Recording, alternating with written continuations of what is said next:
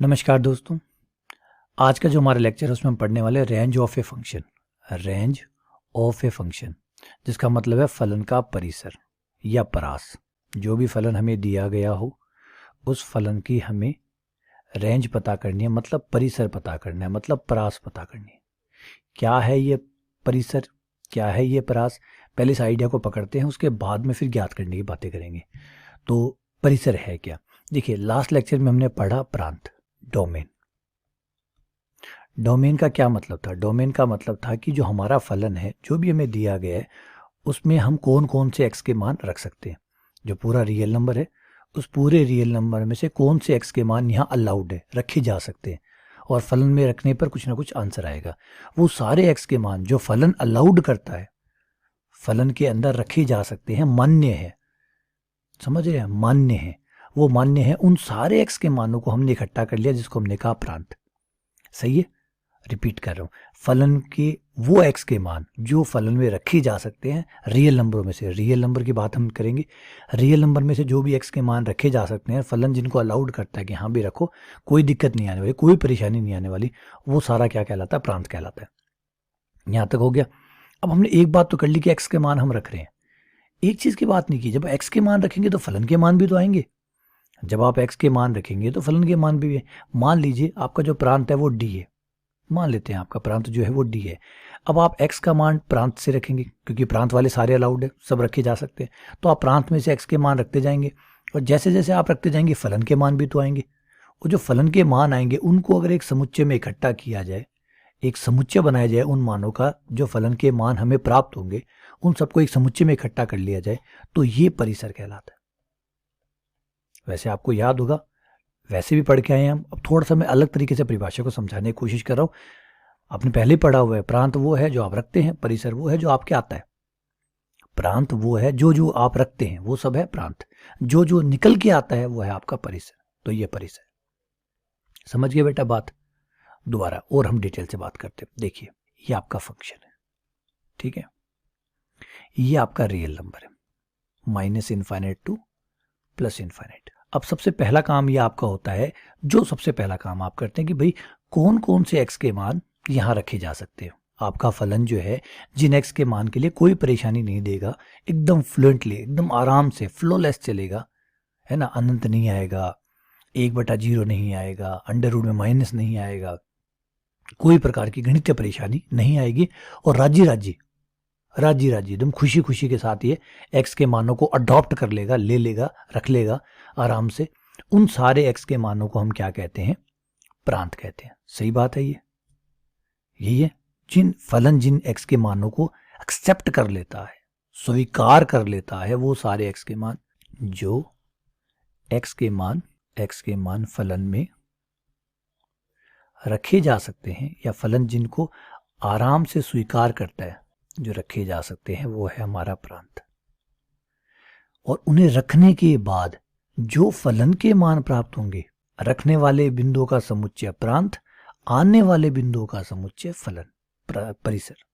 जो फलन से प्राप्त होंगे, जो प्राप्त होंगे वो परिसर। जो आपने इनपुट दिया वो प्रांत, जो आउटपुट आया वो परिसर। बस ये काम है। समझ गए बात? तो यहाँ पे दो समुच्चय बनते हैं आपके fx में। एक समुच्चय जो आप रखते हैं वो प्रांत होता है। प्रांत उन बिंदुओं का समुच्चय होता है जो आप रखते हैं। परिसर उन बिंदुओं का समुच्चय होता है जो आपके आते हैं। रखने वाले और आने वाले, दो समुच्चय, प्रांत और परिसर। प्रांत वाला आइडिया भी हमने सीख लिया, प्रांत कैसे काम करता है। अब हम परिसर का आइडिया करने वाले हैं कि फलन के जो मान आएंगे, कौन कौन से मान आएंगे, उनका समुच्चय कैसे बनाएं। इसका एक एग्जाम्पल लेते हैं। देखिए, परिसर के अंदर जब आप परिसर की बात कर रहे हैं तो आपको प्रांत पहले से पता होना चाहिए। अगर आपको प्रांत नहीं पता है तो आप परिसर नहीं निकाल सकते, क्योंकि बिना प्रांत के परिसर नहीं निकल सकता। बिना प्रांत, क्योंकि आप क्या रख रहे हैं यही आपको नहीं पता, तो जो आएगा वो कैसे पता लगेगा? तो पहले आपको ये पता होना चाहिए कि आप क्या रख सकते हैं। तो जो रख सकते हैं उन्हीं से फिर हम पता करेंगे कि क्या आ सकता है। तो परिसर के लिए आपको प्रांत पहले से पता होना चाहिए। तो यहाँ पे एक स्ट्राइकिंग लाइन लिख लेते हैं। परिसर ज्ञात करने से पहले आपको प्रांत ज्ञात होना चाहिए। परिसर या प्रास ज्ञात करने से पहले, देखिए इसका एक बड़ा फेमस नाम प्रास भी है, कहीं कंफ्यूज मत हो जाइएगा। परिसर ज्ञात करने के लिए प्रांत का ज्ञात होना अनिवार्य है, क्योंकि बिना प्रांत के आप परिसर ज्ञात नहीं कर सकते। ठीक है, थोड़ा सा आइडिया को मैं हल्का सा चेंज करता हूँ और समझाने की कोशिश करता हूँ कि हम क्या कर रहे हैं। देखिए, ये आपका fx है, इसमें आप x रख रहे हैं, जो जो आंसर आ रहा है, मान लीजिए जो जो आंसर आ रहा है उसका नाम मैं y रख लेता हूँ। जो भी आंसर आ रहा है x रखूंगा y आएगा, x रखूंगा y आएगा। ठीक है, तो ये जो x है, ये जो x है, इनका समुच्चय प्रांत है, x का समुच्चय प्रांत है। सही है, सही कह रहा हूं? जो आप x रख रहे हैं वो प्रांत है, और जो y आएगा वो आपका परिसर होगा। x का समुच्चय प्रांत। ठीक है, सिंपल भाषा में बात कर रहा हूं मैं। fx की जगह मैंने y नाम रख लिया। अभी जब हम सवाल करेंगे और करेंगे तो बहुत काम आएगी, ये कंसेप्ट बहुत काम आएगा आपको। एकदम सिंपल बात समझ में आ जाएगी भाई, x को जो x रख रहे हैं वो प्रांत है और जो y आ रहा है वो परिसर है, बस। तो जो भी x आप रख रहे हैं उनको इकट्ठा कर लीजिए, प्रांत बन गया। जो भी y आ रहा है उनको इकट्ठा कर लीजिए, आपका परिसर तैयार हो गया। तो ये प्रांत, ये परिसर। सही है, अब आइए आगे बढ़ते हैं। देखिए, एग्जाम्पल लेता हूं मैं। एग्जाम्पल 1, हमारा फंक्शन है fx बराबर एक्स स्क्वायर। सबसे पहले आपको पता होना चाहिए प्रांत के। तो प्रांत चेक करने के लिए आपको याद होगा 4 शर्तें। उन 4 शर्तों को आप देखना होगा। क्या? बट्टे में 0 नहीं आना चाहिए, x का कोई मान ऐसा ना रखें जिससे बट्टे में 0 आए। सावधानियां, जिसको मैंने कहा था, सावधानियां बरतनी। अगर आपने सावधानियां बरती तो आपका प्रांत बाहर आ जाएगा। बट्टे में 0 नहीं आना चाहिए, तो इसमें बट्टा ही नहीं है, तो 0 आने का सवाल ही नहीं उठता। तो ये पॉइंट तो गया। दूसरा पॉइंट था अंडर रूट हो तो अंडर रूट के अंदर माइनस नहीं आना चाहिए, तो यहाँ कोई अंडर रूट ही नहीं है, माइनस कहाँ से आएगा? तो अंडर रूट वाली बात भी नहीं है।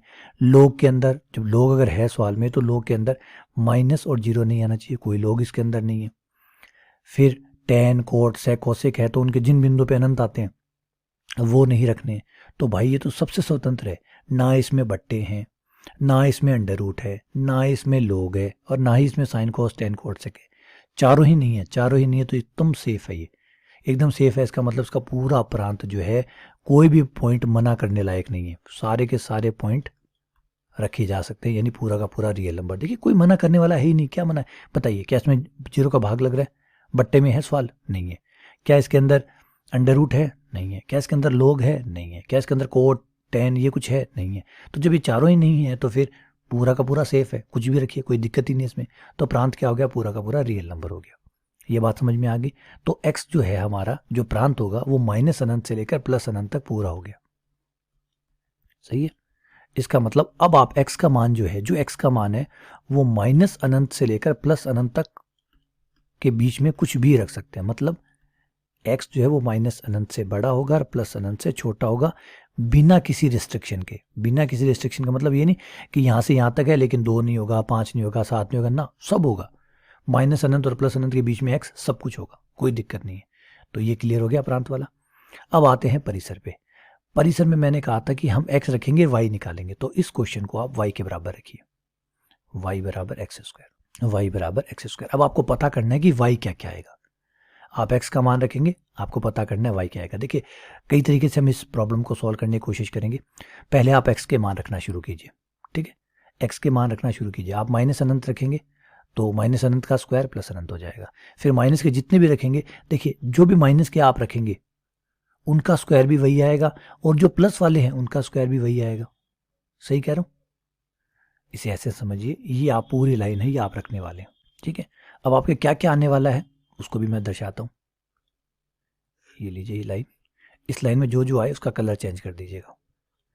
पहले आप माइनस का अनंत रखेंगे, माइनस का अनंत रखते ही उसका स्क्वायर करते ही क्या हो जाएगा? प्लस का अनंत हो जाएगा।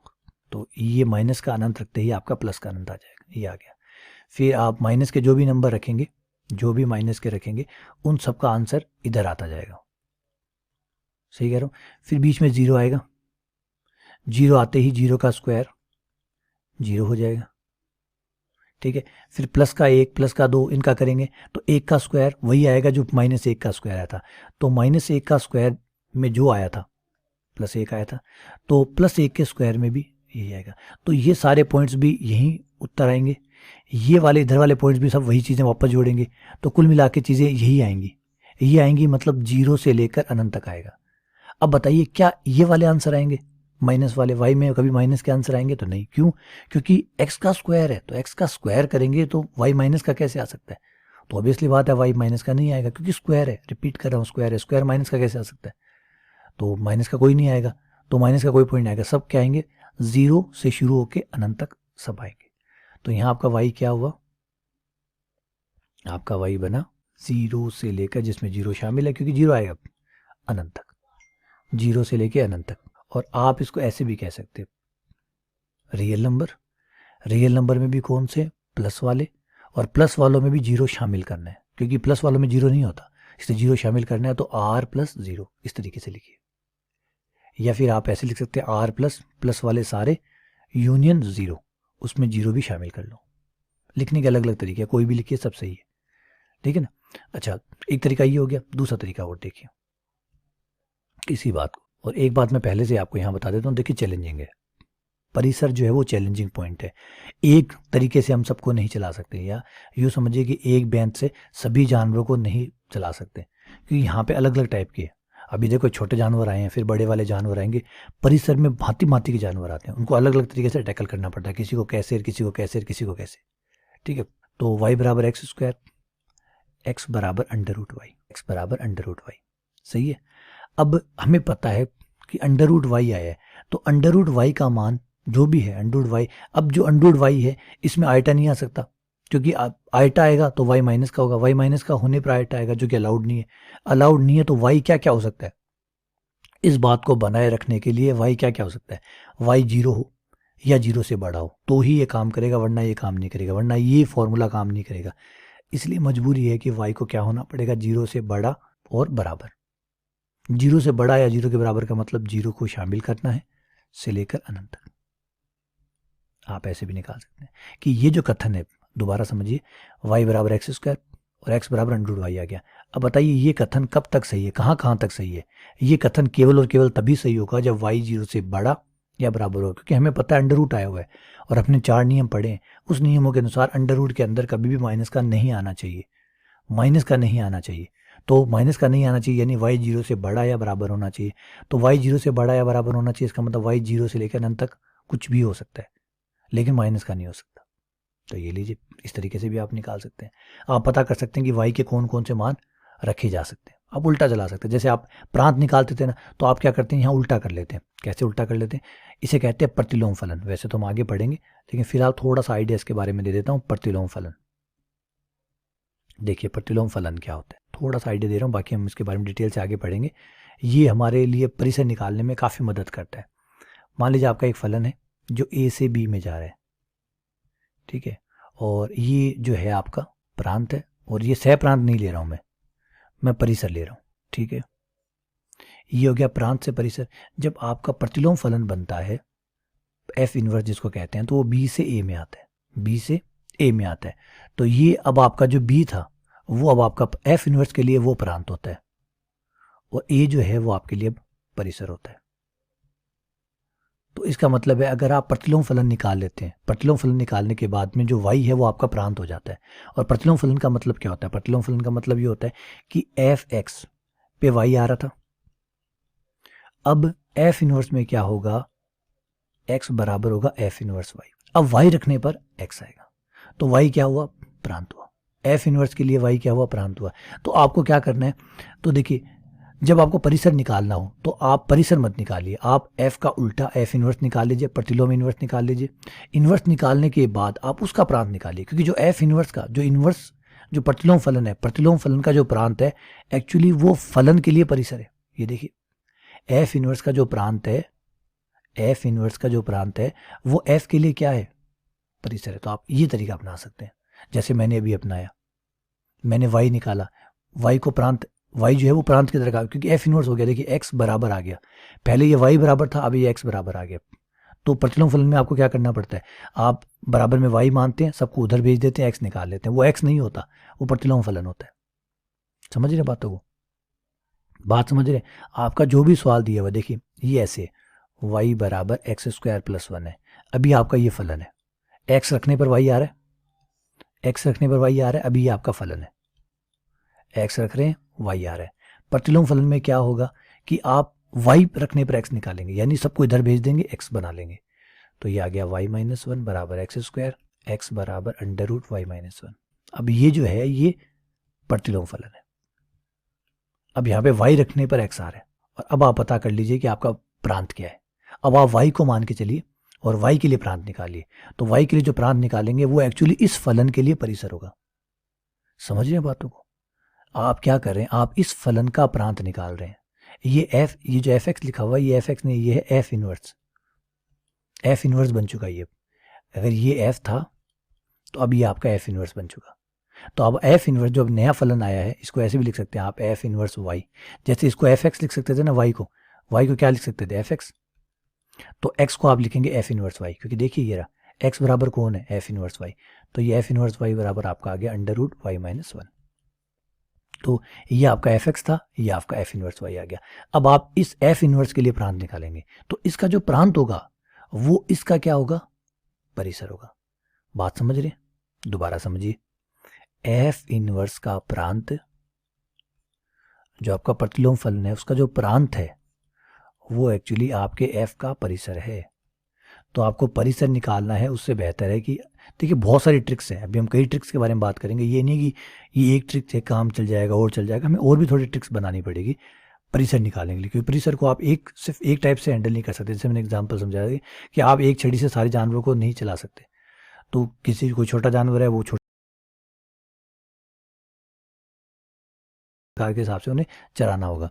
तो यहाँ पे भी यही है कि एक तरीका ये भी है कि f इनवर्स, आप f का परिसर निकालना चाहते हैं तो उसका प्रतिलोम फलन निकालिए और फिर उसका प्रांत निकाल लीजिए, तो इससे भी आपको f का परिसर मिल जाएगा। ठीक है, इस विधि द्वारा मैं आपको एक क्वेश्चन और सॉल्व करके दिखाता हूँ। सेकंड एग्जांपल देखिए, fx बराबर x/x+1। ठीक है, अब पहले प्रांत निकाल लेते हैं, क्योंकि देखिए दोनों चीज़ें साथ पढ़ते रहेंगे तो ज़्यादा अच्छा रहेगा। तो प्रांत भी पढ़ लेते हैं साथ ही। इसमें साफ है कि इसमें बट्टा आ रहा है, बट्टा आ रहा है तो बट्टे में 0 नहीं आना चाहिए। बट्टे में 0 आता है -1 पे, तो x बराबर -1 नहीं होना चाहिए। ठीक है, तो -1 आपको रियल नंबरों में से माइनस करना होगा, बाहर निकालना होगा।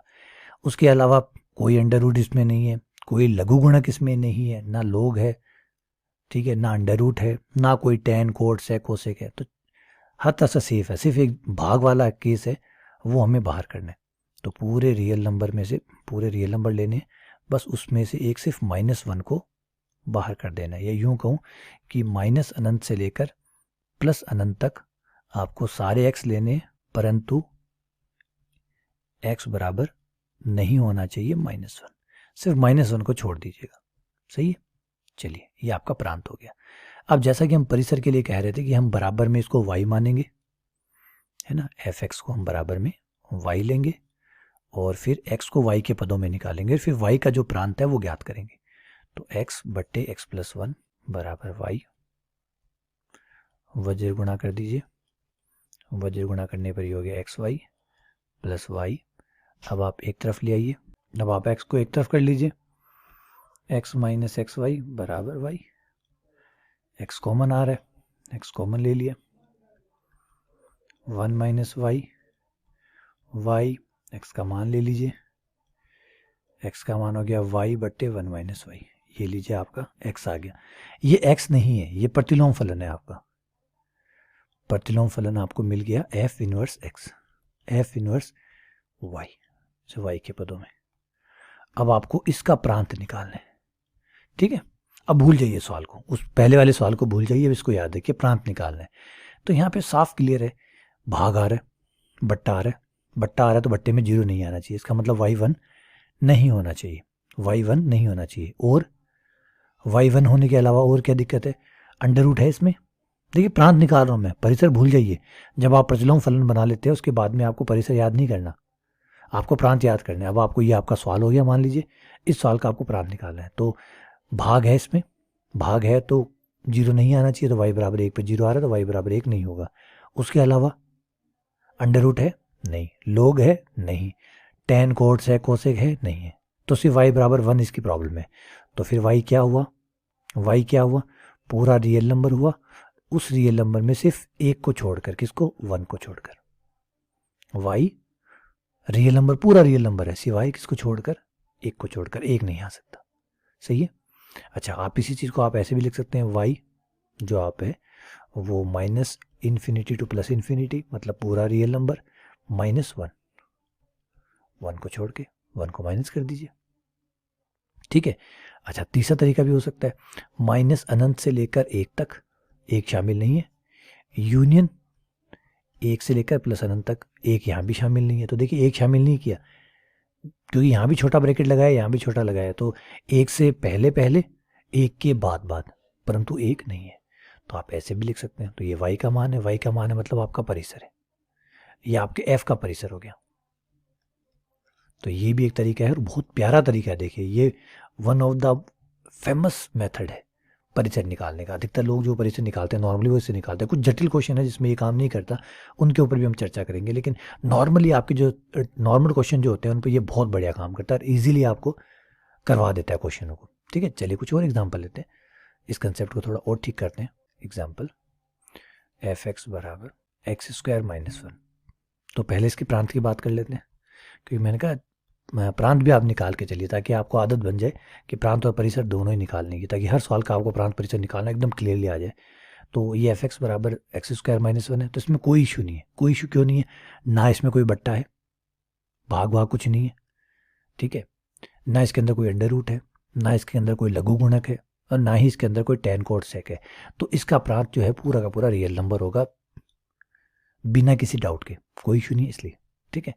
अब अगला होता है x² - 1 बराबर y, इसका प्रतिलोम फलन निकालना।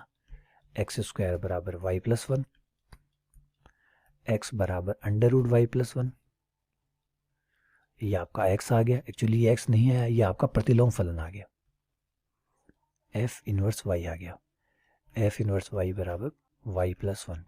अब आपको पता है कि अंडर रूट है, अब हमें इसे प्रांत निकालना है, f इनवर्स का प्रांत निकालना है, क्योंकि जो f इनवर्स का प्रांत होगा वो f का परिसर होगा। तो अंडर रूट लगा हुआ है, देखिए भाग नहीं है इसमें, इसमें कोई भी भाग नहीं है, इसमें अंडर रूट है।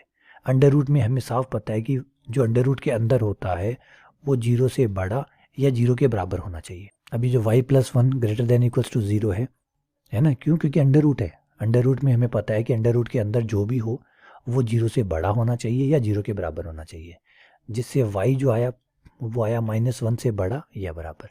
तो -1 से बड़ा या बराबर सब चलेंगे, सब चलेंगे। इसका मतलब है कि y जो है वो बिलोंग्स टू है -1 से लेकर ऊपर तक, ऊपर आता है अनंत। -1 के बाद में सब कुछ अलाउड है, -1 भी अलाउड है और -1 के बाद भी सब कुछ अलाउड है।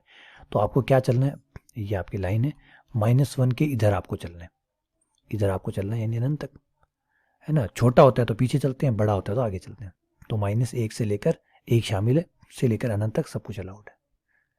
तो ये आपका परिसर हो गया, ठीक है ना। तो हमने क्या किया, एक ज़बरदस्त तरीका अपनाया कि हमने दोनों को ही प्रांत बना दिया। देखिए कमाल की चीज़ हमने की, दोनों को ही प्रांत बना दिया। एक जो है, जो आपका f का परिसर निकालना है, तो आप f का परिसर नहीं निकालते हैं बल्कि उसका प्रतिलोम फलन का, उसका प्रतिलोम फलन बना के उसके प्रांत निकालते हैं। तो आप 2 प्रांत निकालते हैं, तो f का प्रांत और एक f इनवर्स का प्रांत। जो f इनवर्स का प्रांत है वो आपका f का परिसर हो गया। तो चलिए उम्मीद करता हूँ कि ये जो आइडिया है ये आपको समझ में आ गया होगा। बाकी अभी हम प्रांत और परिसर के थोड़े से जटिल टाइप के क्वेश्चन, एडवांस लेवल के जो क्वेश्चन है वो और करेंगे, लेकिन एक बार हम पहले बेसिक चल रहे हैं तो हम बेसिक को बीच में से उठकर सीधा एडवांस लेवल पे नहीं जाना चाहिए। तो प्रांत परिसर का जो आइडिया वो आपको मैंने समझा दिया, क्वेश्चन करवा दी, थोड़ी प्रैक्टिस करवा दी। एक बार आइडिया आपको क्लियर आ गया होगा। अब एक बार NCERT कर लेते हैं, RBC कर लेते हैं और फिर वापस से इस टॉपिक पे आते हैं ताकि और इसको अच्छे से बेहतर किया जा सके, ठीक है। तो इसको हम छोड़ नहीं रहे हैं, इसको हम थोड़ी देर बाद में वापस कंटिन्यू करेंगे, ठीक है। चलिए बहुत बहुत धन्यवाद, शुक्रिया।